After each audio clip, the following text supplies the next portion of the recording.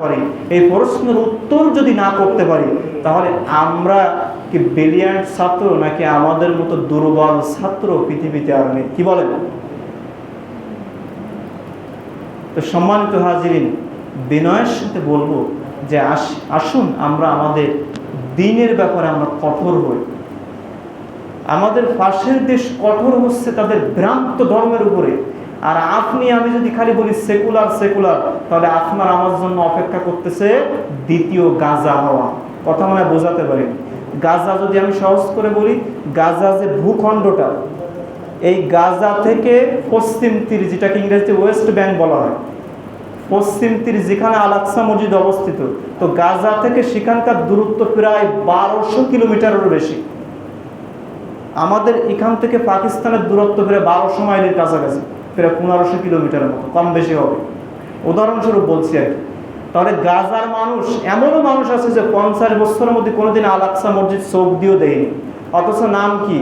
গাজাও ফিলিস্তিন, আবার West bank পশ্চিম তীর এটাও ফিলিস্তিন, একই দেশ, কিন্তু ভূখণ্ড কি? কারণ এর মাঝখানে হলো ইসরায়েলের বিশাল কি ভূখণ্ড।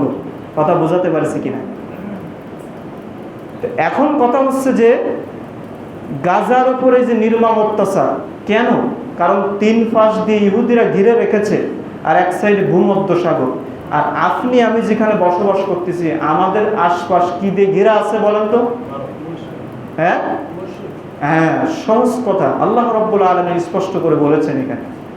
তাহলে আপনি আমি হচ্ছে দ্বিতীয় গাজা।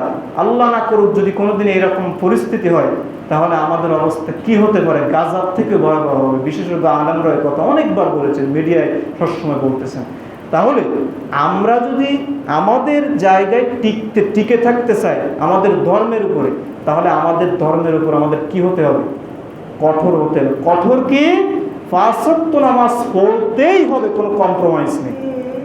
ধর্মের উপরে কঠোর কি? রমজান মাসে সিয়াম পালন করতেই হবে। ধর্মের উপরে কঠোর কি? মিথ্যা বলা যাবে না। ধর্মের উপরে কঠোর কি?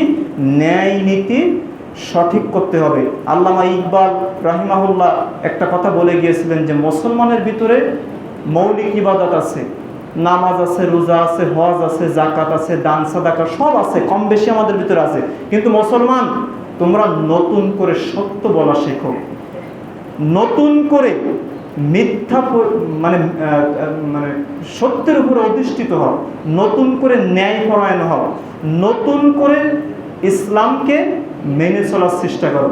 তাহলে আল্লামা ইকবাল বুঝেছিলেন যে মুসলমানের ভিতরে মিথ্যা আছে, মুসলমানের ভিতরে কি আছে? ন্যায়পরায়ণতা নেই। মুসলমানের ভিতরে কি মানে যত রকম আপনার অবক্ষয়, এগুলো মুসলমানের ভিতরে ঢুকে গেছে, এগুলো পরিত্যাগ করতে হবে, না হলে কিন্তু আমাদের পরিস্থিতি এরকম হলেও হতে পারে। তো সম্মানিত হাজিরিন, এতক্ষণ আমরা শুরুতে যা আলোচনা করছিলাম মূলত মসজিদ আল আকসা এবং আশেপাশের এই অঞ্চলের গুরুত্ব, এবং এখানে কতগুলো নবী রাসূল এসেছে, তাদের দাওয়াতি কাজ কেমন ছিল, এবং এই জমিনের গুরুত্ব কতটুকু ইসলামে বলা হয়েছে, এ বিষয়ে আমরা আলোচনা রাখার চেষ্টা করেছি। এবং পাশাপাশি আমরা পরকালের বিষয়েও কিছুটা কথা বলেছি। তো পরকালের জন্য আসুন আমরা পুরোপুরি প্রস্তুতি গ্রহণ করি, আমাদের ধর্মের উপরে আমরা কঠোর হই। যদি আমাদের ধর্ম আমরা সঠিকভাবে মেনে চলতে পারি, তাহলে আল্লাহ রাব্বুল আলামিন আমাদেরকে দুনিয়া এবং আখিরাতে কি দিবেন?